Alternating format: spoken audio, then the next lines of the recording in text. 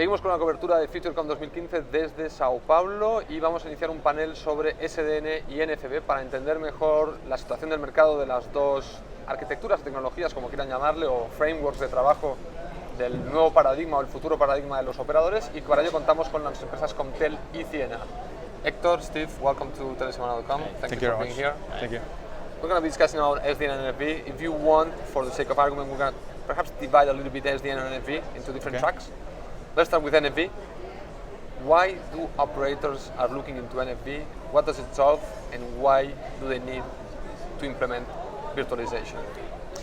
Hector? Well, I think one of the things that I'm seeing in the market, it's carriers are really starting to think seriously about NFV as a way to accelerate the way they deliver services to their end customers. One of the initial use cases that is becoming more popular is the virtual CPE, which means virtualizing functions like virtual firewall, routing, encryption into the data center so they can be more agile delivering services and also reducing costs because now you can run those type of applications on standard COD servers, either at the CPE location or at the data center location. Steve?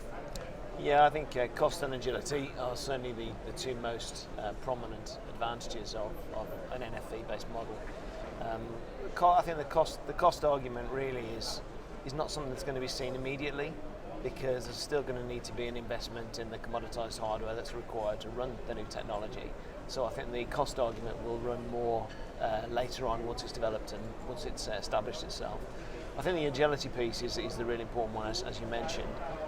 The ability to launch services faster, the ability for operators to be not only get their services to market, their new services, and launch their new services, but also to get close to their customers. There's always been this problem of, the services that are available in the commercial catalogues don't quite match the requirements of the likes of the enterprise.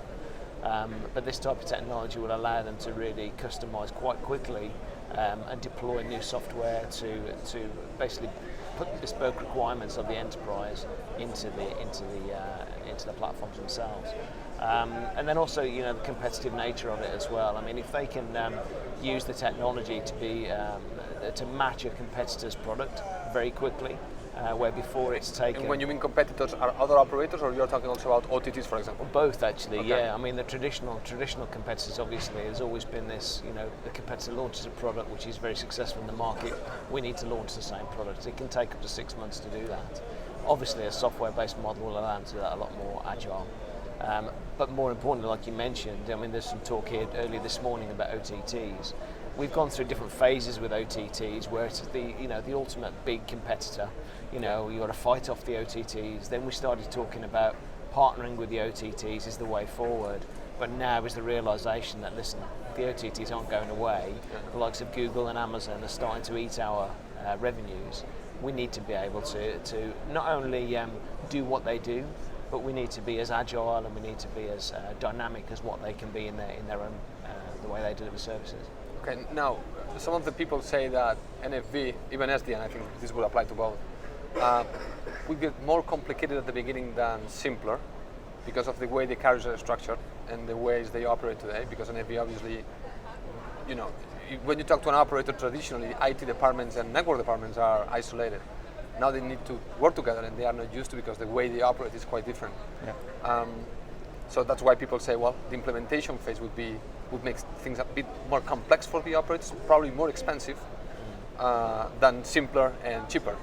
Well, that's a good point. Many of our customers are telling us that they are starting first understanding both the TCOs on one side. They are starting not only the technical discussion of how to do the NFV, but also how much they will save on one side.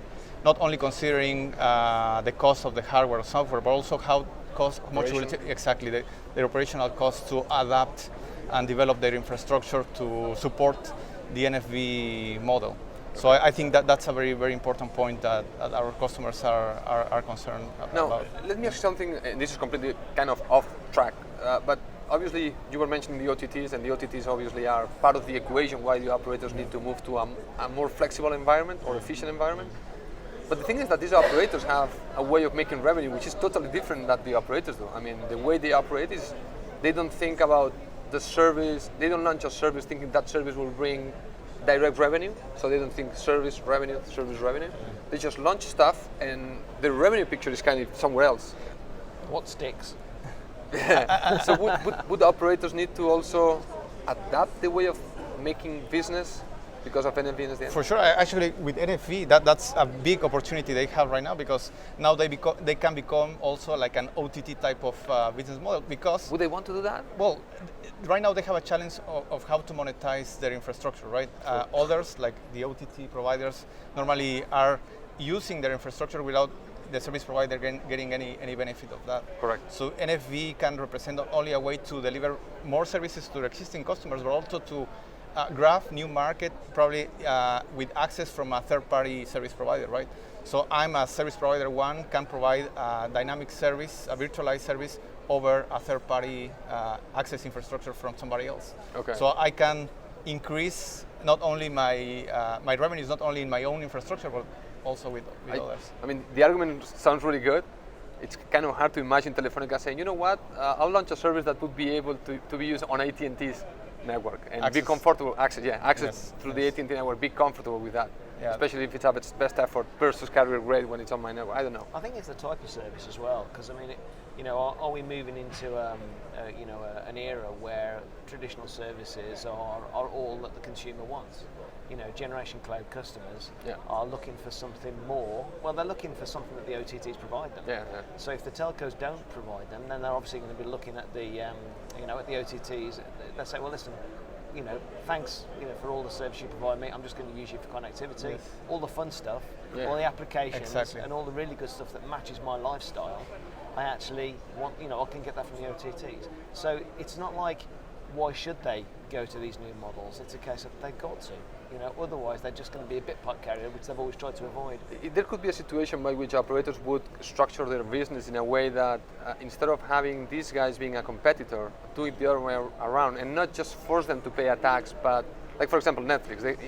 Netflix has the operators index, where they rank how their services run through the different operators as a way of saying, listen, if you don't deliver through your network, my customers are going to know it's not my fault, it's your fault. So they're going to call your concern and say, improve my service because I want to use Netflix.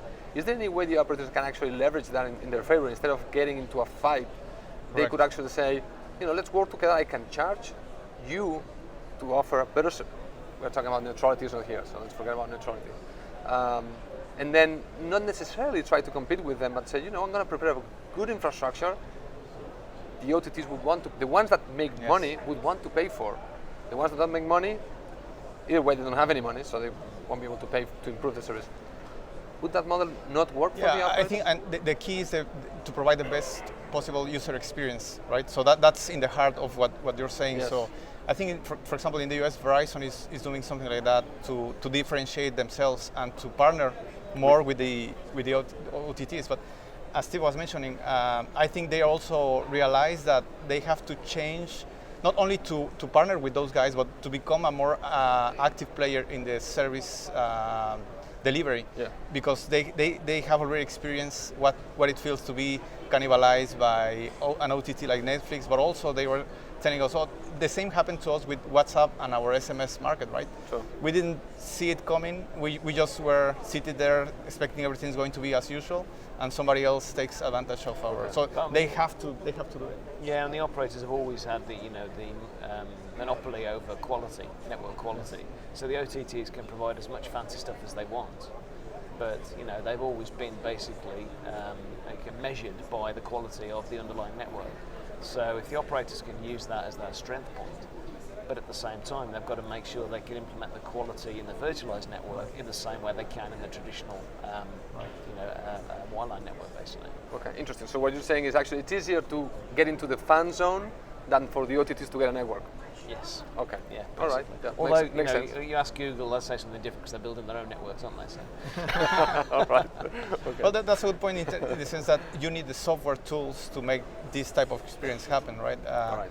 I mean, in this environment where you need to deliver many different types of services with the top quality, and to be able to monitor that in the usual way, but in a different context, the software tools become even more important. Okay. Yeah. Let's move to SDN, which It's a different animal, but it's based on the same principles, making the network more flexible, more efficient with the use of resources.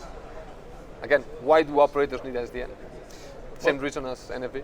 Well, for me, are complementary. SDN, although you can define SDN inside the data center, but I'm going to focus more the SDN on the wide area network. So there are a lot of challenges. Networks in the past have been built as silos. Like you have the IP layer with its own EMSs, its own resources, and normally the internal groups, the engineering teams, actually design that as a silo, right? So you normally have inefficiencies, duplicating redundancies between the IP and the transport.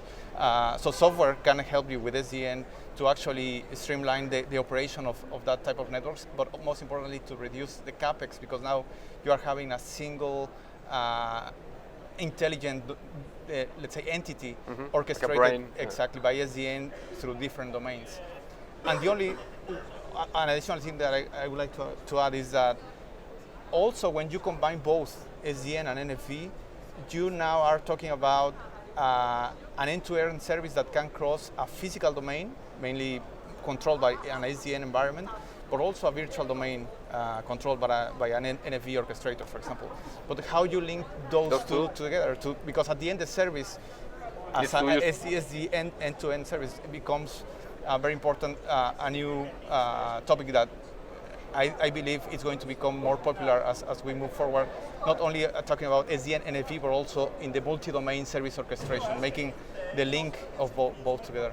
Do you agree with that? Or? Yeah, I think the hardware vendors are in a funny place because they're trying to obviously secure and protect their future revenues, where all their revenues has been about shipping tin over the last 20, 30, 40 years. If they're going to go to this more commoditized hardware-based model, they've got to make sure that they force their operators and scare the operators into making this leap as fast as possible, so they can secure their piece of the network effectively with their version of the commoditized hardware. I mean, we're an OSS player, obviously, so we look at it a little bit differently from the software side, where we see it, the operators being a bit more open to the whole open source discussion, open standards, and looking at it in a bit of a different way. Not looking to be locked in by operators, by vendors like they have been in the past. So this is another key consideration. But I think this whole heavyweight approach. You need to go to SDN and NFV in the next 5 years. It's got to happen.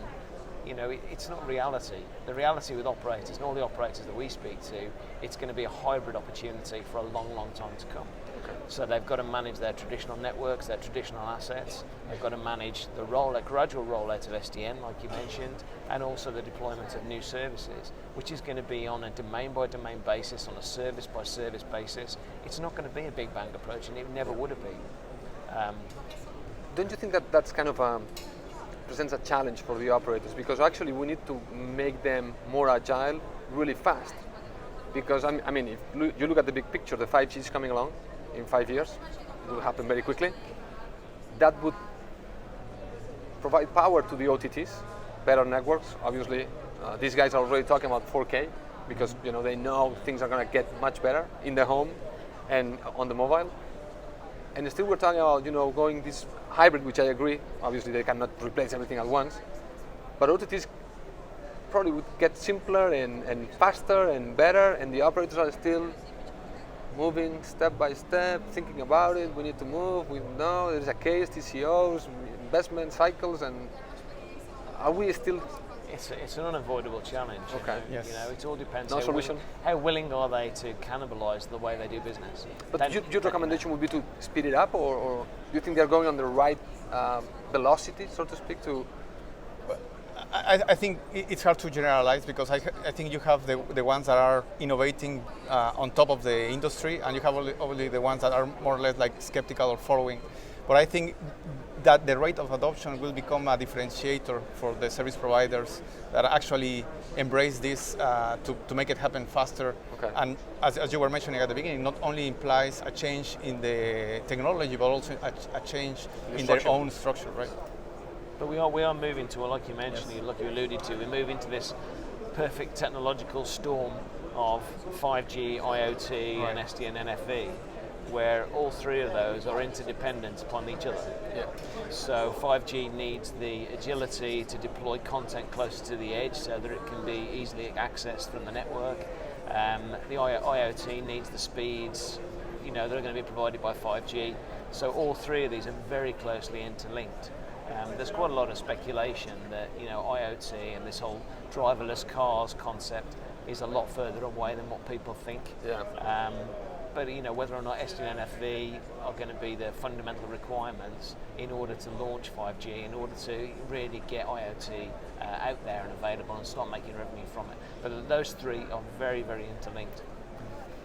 And we are seeing that happening more and more in Latin America. Every single RFP, RFI that we have been working with, for sure, has either its own version of its own section of SDN or NFV, or actually new SDN or NFV dedicated RFP. So I think it has become more and more a proactive approach from service providers in Latin America. In Latin America, yes.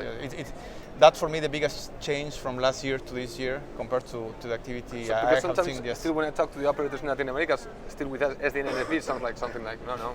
I mean, you have both, yeah. right? But yes, I think it's happening. It's not something that in Latin America is not never happening going to at all. happen at all. I think Exactly. attitudes have changed over the last 12 months. Yes. You know, we had the same. I think we discussed it in the past, where we had operators down in South Pacific, where we'd been down there and we'd started talking to them a couple of years ago about the future for SDN, NFV and orchestration. And it was, we're not even interested. We're not even interested at all. And then we got a call this year. We need you to come down and talk to us about orchestration. That's okay. So it's attitudes are Changing quickly. Yeah. All right. A big difference is that technology is available. It's becoming available now, right? Yeah. Okay. All right, Steve, Hector, thank you so much for being here, and enjoy the rest of the show. Thank you. Pleasure. Gracias. Thanks, Rafa.